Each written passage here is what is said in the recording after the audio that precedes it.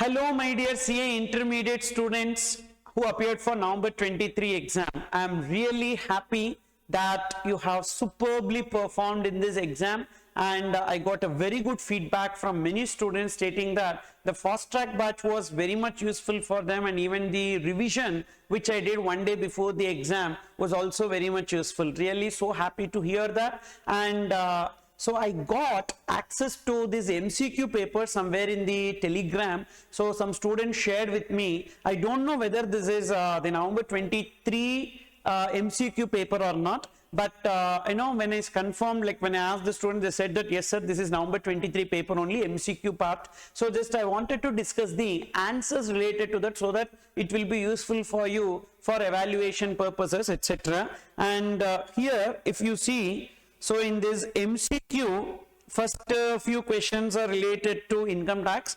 Then case scenario 1. So this case scenario 1 onwards is GST related. ZAB Limited commences business of manufacturing of goods in the state of Maharashtra. The company has purchased factory building machinery and raw materials. The company started selling of manufactured goods from 1st November.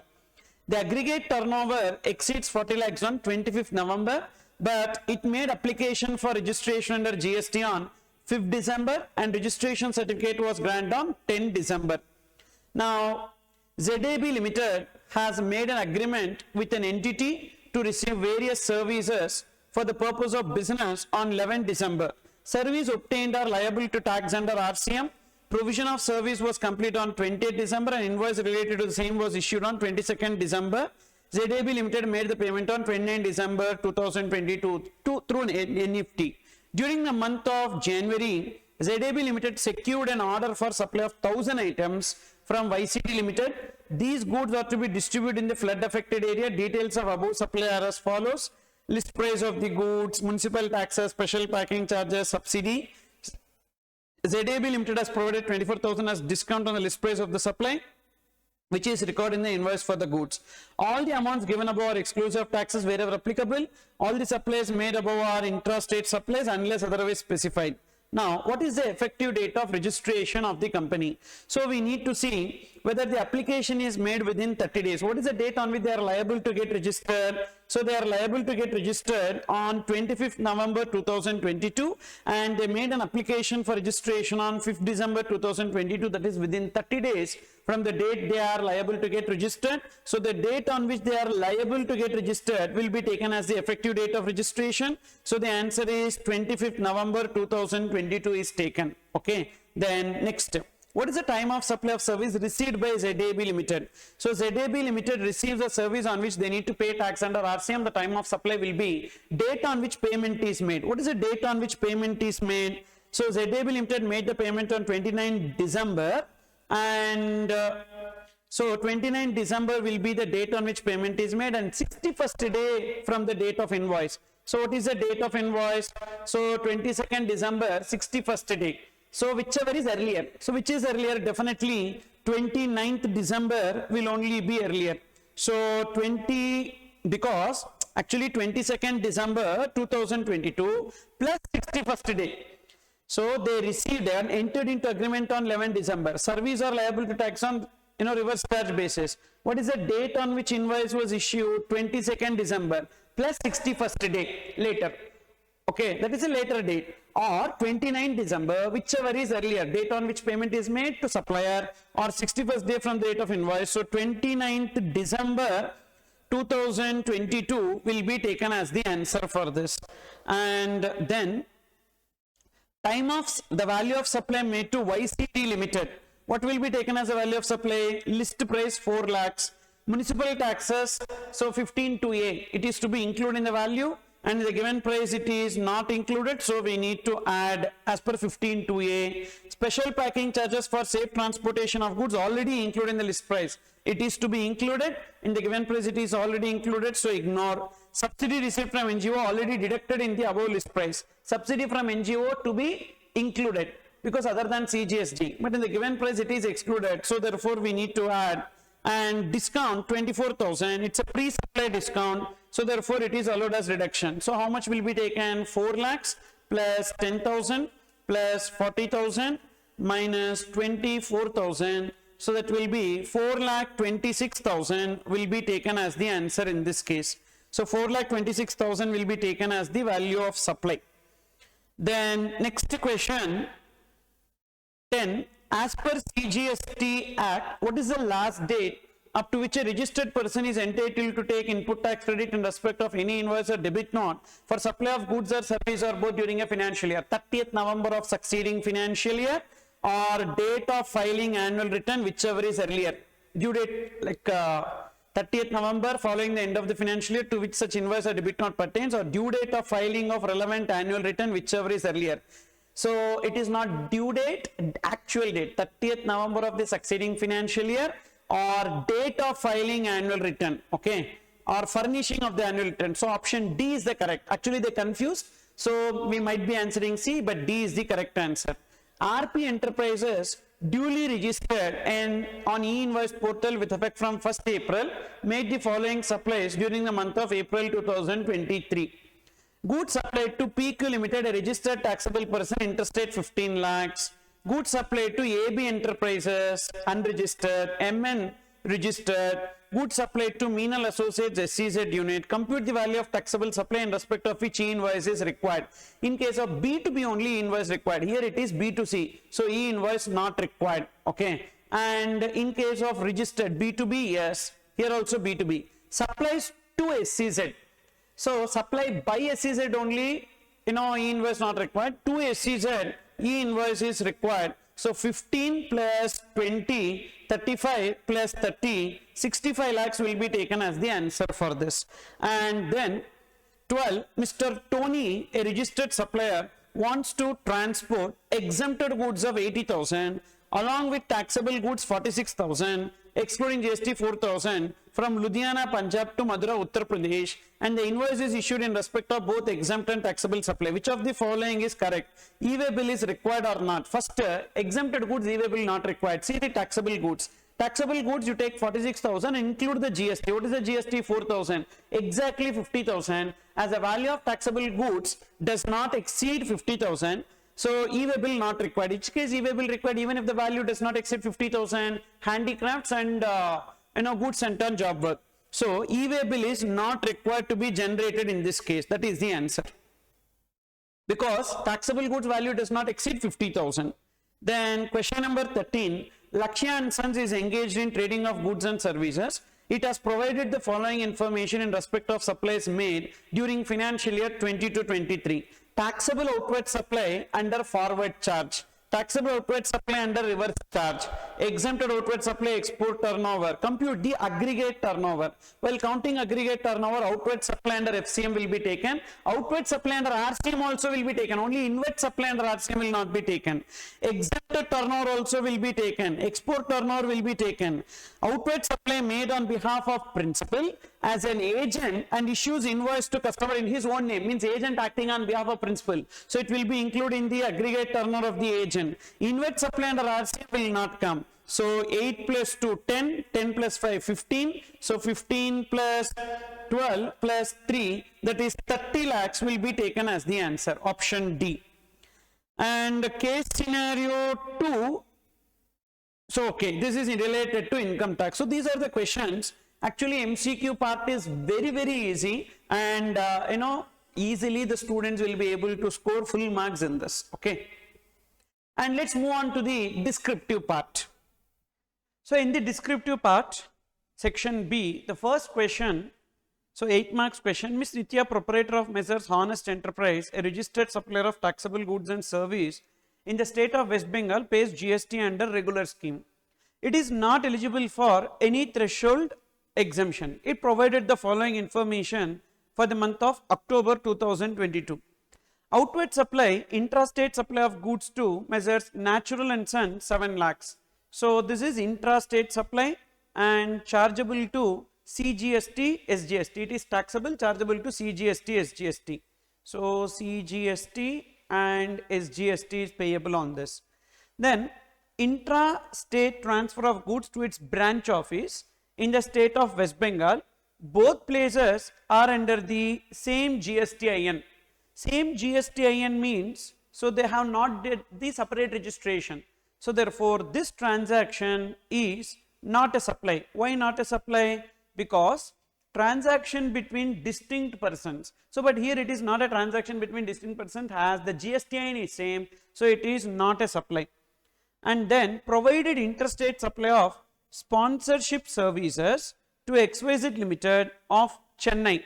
So sponsorship services to a company or body corporate or firm, so it will be taxable, but it will come under RCM in the hands of the company. So therefore, it will not be taxable in the hands of Nitya, because it will come under RCM and it is taxable in the hands of XYZ Limited, but not in the hands of Miss Nitya. So don't take that. Then advance receipt for future supply of management consultancy service to Mr. Sharad. So in supply of service on advance GST is payable.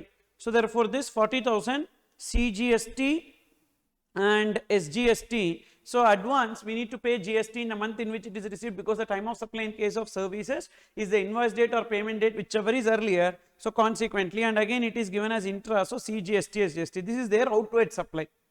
Now inward supply, purchase of taxable goods from registered suppliers. So intrastate, everything is intrastate. So therefore, it will be coming under CGST and SGST paid. Availed works contract service for repair of office building. Generally works contract block credit, but this repair was debited in P&L, which means that so ITC available. So first case also ITC available, second case also ITC available, CGST and SGST paid, and that can be taken as ITC.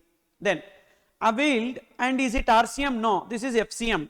So which means we will just take the ITC. So it is FCM, means the supplier would have paid the GST to government. So therefore, Ms. Nitya will just take the ITC with respect to this.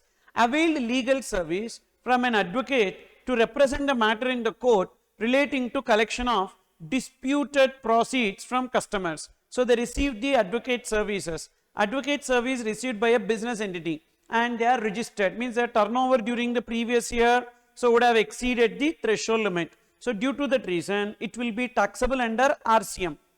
So individual services provided by individual advocate or firm of advocate to a business entity. How business entity? Because proprietor measures honest enterprises to a business entity, and whose turnover during the previous year exceed threshold limit, because they are registered, means their turnover during the previous year would have exceeded the threshold limit. So clearly given it is not eligible for any threshold limit. So therefore, it will be taxable under RCM, and again intrastate. So CGST and SGST paid. Can it be taken as ITC? Yes, it can be taken as ITC. Now rate of CGST, SGST, IGST and all supplies are below for goods and for services. Both inward supply, outward supply are exclusive of taxes. All conditions for availing ITC have been fulfilled. Working note should form part of answer. Compute the net minimum GST payable. First, if you see gross GST under FCM. So what is the gross GST under FCM?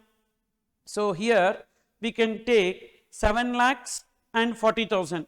So 7 lakh 40,000, but 7 lakhs is goods, 40,000 is services. So 7 lakhs into 2.5%. So that is 17,500. So with respect to goods, so 17,500, 17,500. And with respect to services, because there are only two transactions, and these two transactions, this is not a supply, no GST, this will be coming under RCM. So 40,000, 40,000 is services. So 40,000 into 9%, 3,600.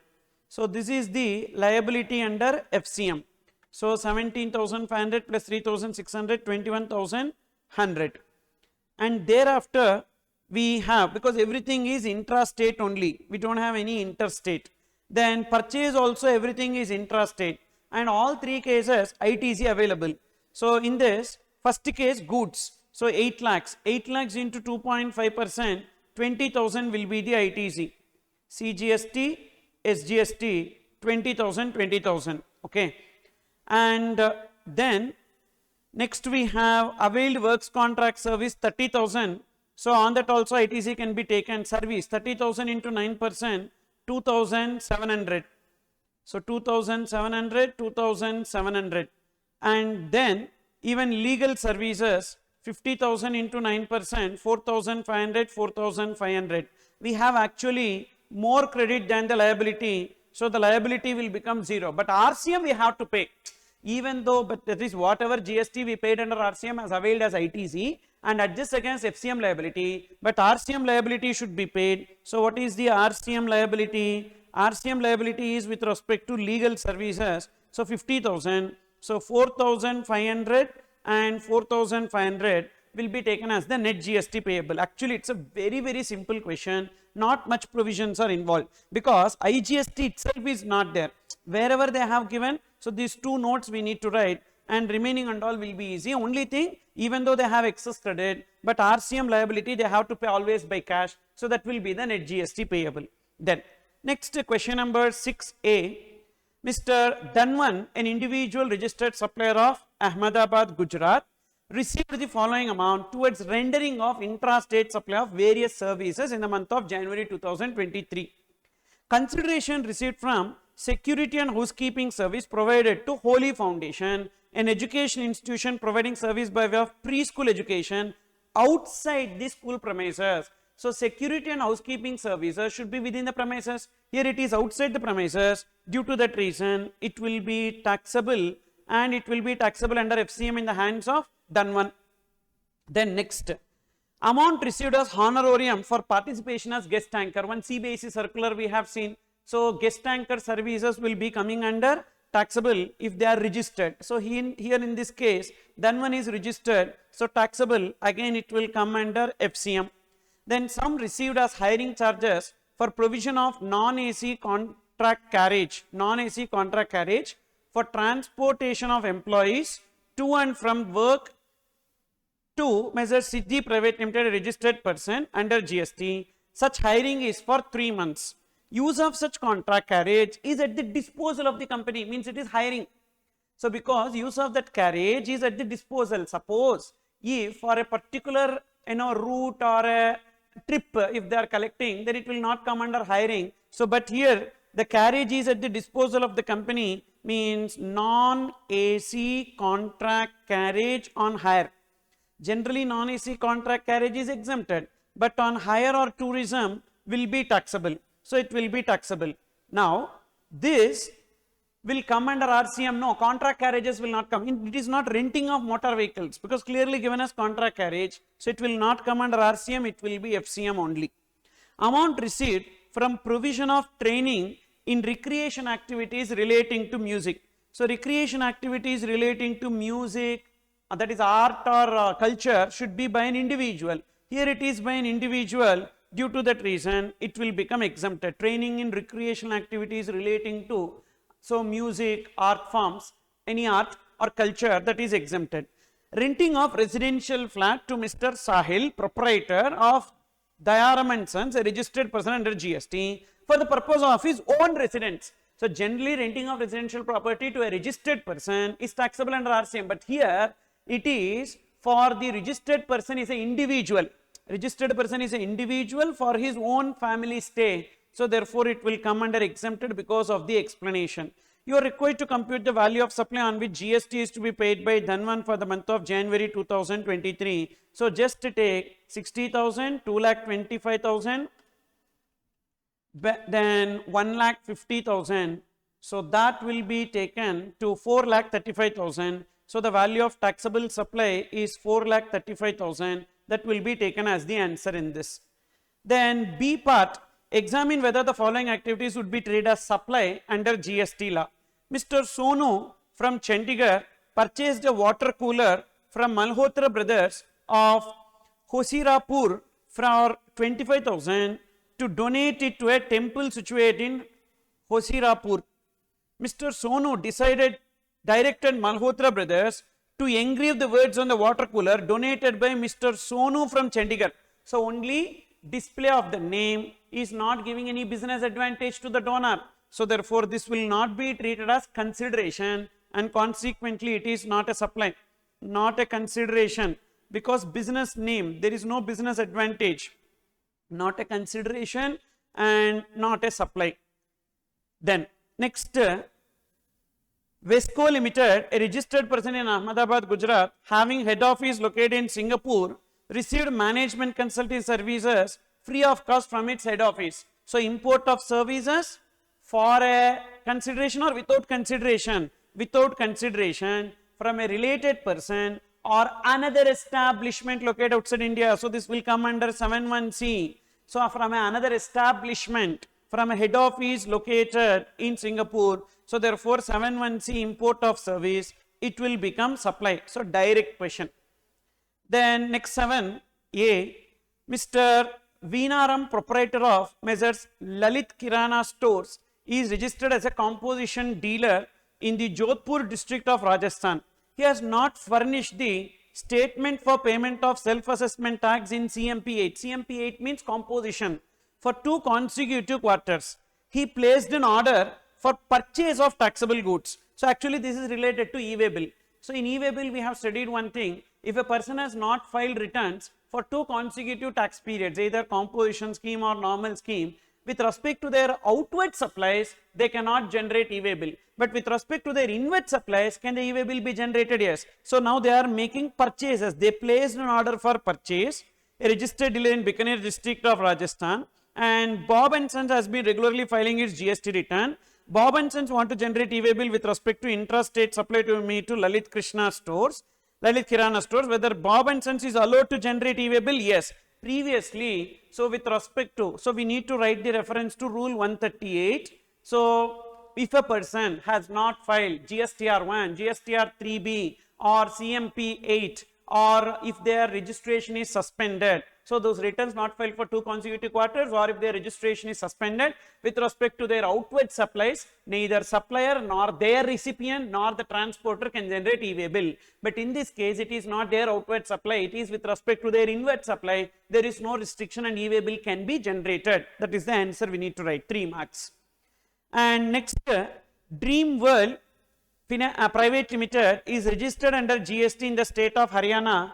During financial year 22-23, its annual aggregate turnover was 12 crores. In the month of April, it supplied goods worth rupees 12 lakhs to Nightmare Limited, a registered taxable person. You are required to ascertain whether issue of e-invoice is mandatory in respect of this transaction. Yes. Why? Because if any person, any registered person whose aggregate turnover during any previous year from 17-18 onwards exceeds 10 crores, with respect to their outward supplies to a registered person, they need to give e-invoice. In this case, their aggregate turnover exceeds 10 crores and they are making supply to registered person, so they need to give e-invoice. Then second part, what would be your answer if Nightmare Limited is a SEZ unit? Only supplies by SEZ unit, e-invoice not required. Biggest, in that biggest, yes for SEZ unit. Supplies by SEZ unit. This is not supplies by SEZ unit, this is supplies to SEZ unit, because Nightmare, they are making supplies to Nightmare. So, to SEZ unit we do not have any relaxation, so e-invoice applicable. So, e-invoice applicable, even in the second case also e-invoice will be applicable. E-invoice is applicable, okay. And then see, Mr. Atul of Chennai is a registered dealer under GST. He has an opening balance of input tax credit of 1,20,000 IGST lying in the electronic credit ledger relating to the month of November 2022. During the month, a legal proceeding has been initiated under GST law, which results in a tax liability of 80,000. Mr. Atul agrees with the tax liability and wants to use the balance lying in the electronic credit ledger towards payment of the same. So, this I discussed in the fast track batch and everywhere. A CBIC circular is there. Sir, whenever you are required to pay some arrears of tax, so that arrears of tax may pertaining to any past period. Now, whatever balance that is there in electronic credit ledger can be used for payment of self-assessed tax, means that is reported in return, as well as any recovery of tax. So, therefore, he seeks your opinion with regard to the provisions of GST law as to whether he is allowed to utilize amount lying in electronic credit ledger for payment of tax liability payable as a consequence of the proceeding. Yes. So, the balance available in the electronic credit ledger can be used for payment of any tax on outward supplies other than the tax on which GST payable under RCM on inward supplies. Here it is liability on outward supply. even though that outward supply may be self-assessed in the return or arising out of any recovery proceedings. So for payment of the tax, definitely they can use the balance in electronic credit ledger, can use the balance in electronic credit ledger for payment. So we can do that as per CBIC circular.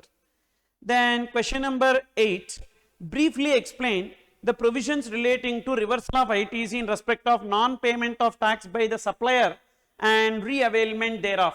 Section 41 read with rule 37A. So patiently I explained what is that. If supplier has filed GSTR1, the recipient can avail the ITC based on their 2B in their 3B. If the supplier has not filed the 3B by September 30th of the next financial year, so much of the ITC available by the recipient needs to be reversed along with interest by 30th November of the succeeding financial year. So that information, if you write about section 41 read with rule 37A, 5 marks. Then explain the procedure for revocation of cancellation of registration, where registration of a person is cancelled suo motu by the proper officer. So first we have seen section 30 procedure. We need to make an application for revocation of cancellation within 30 days from the date of cancellation order. It can be extended for a further period of 30 days by additional joint commissioner or further period of 30 days by the commissioner. And if any pending returns are required to be filed, that should be filed along with the application for revocation. Thereafter, within 30 days, proper officer, if satisfied, they will pass the revocation order. If not satisfied, they will give a notice, and we need to give reply to the notice within 7 working days. Thereafter, within 7 working days, they will either decide to revoke the cancellation order or reject the application. So that data we need to write for 5 marks. Then next one, Mr. Samir, a registered person under GST, is unable to file GSTR1, reason being showed that tax payable under GSTR1 which has been filed in respect of the last tax period exceeds the tax payable under GSTR3B which has been filed for the corresponding tax period. Explain the procedure to be followed by department as per provisions of Rule 88C. So we saw that Rule 88C, one amendment, what is that? If liability in GSTR1 is greater than liability in GSTR3B for one or more tax periods, an intimation will be given to that registered person, and within 7 days, he need to either explain the reasons for the difference or he need to accept and make the payment. Suppose if he has not replied or not accepted payment or the reply given is not satisfactory, so the department will initiate recovery, and till the time the money is recovered, the difference amount is recovered along with interest, so he is not able to file the GSTR1. His GSTR1 will be blocked. So that we need to write for 5 marks. Okay. So only theory questions little deep, but other practical questions and all very easy, like a cakewalk only. Okay. So this is about the answer discussion for your number 23 paper. What I have observed from many students is that, so they said that we have did superbly and all. So let's wait for the result and hope whatever fast track batch or the revision batch that I have taken so is helpful for you, and definitely I will be at your service. We will all meet at CA final. And one important update I want to share with you, that I have started a new venture, so by name the Learn Bridge. So mainly this is to provide skills for the students, because nowadays lot of companies will be taking the students based on skills. So that's the reason why we created this entity, the Learn Bridge. And in this Learn Bridge, right now we are offering 2 courses, that is SAP FICO, Finance and Control, and Excel Pro. Excel Pro is like all Excel functions you will be learning. Mainly, so if you are targeting some big fours, like you want to join in some big fours, so it is better you should study this SAP FICO, so that the moment you get the result, when you make an application in the big four that you want to join there as articleship and you have completed SAP FICO in these 2 months, so the chances of taking you will be high in the big four. So, or if you are targeting some good firms and all, Excel you should definitely learn. Excel, Tally. So this Tally will be coming soon, and right now we are starting the batch on Excel. So what you need to do, so you need to just call us, or you need to take this, click on this SAP and scroll below. You will be able to find the register for demo. Click on this register for demo and one form will be opened, free demo only. So this course will be chargeable, but demo will be free. You can attend the demo also. You can just fill in the details, whether you want to join SAP FICO, SAP FICO or Excel Pro or both. So you can select this and you can submit your details. So our team will arrange a demo. You can attend the demo session, and once you are okay with that, you can join the batches. Okay, and more details you can even contact. So 9150437537, you can see our contact details. So you can contact that number. You can see the description also below related to this, and you can join. So Tally course also we are going to launch, Tally Prime. So that course details also soon it will be shared with you, so that this Tally and Excel, if you learn in these 2 months, so that by the time you go for articleship, like hot cake, you will be picked up. So this will definitely be helpful, because anyhow right now you are free. So make utilize of this time, so that it will be good for getting placed in a good articleship firm. The advantage of placing in a good articleship firm is that the moment you are under that articleship firm, so you will be dealing with the audits of big companies. Tomorrow, the moment you qualify CA, you can send your resume to those companies. So in that companies, in finance department, you will get placed. So the entry will become easy.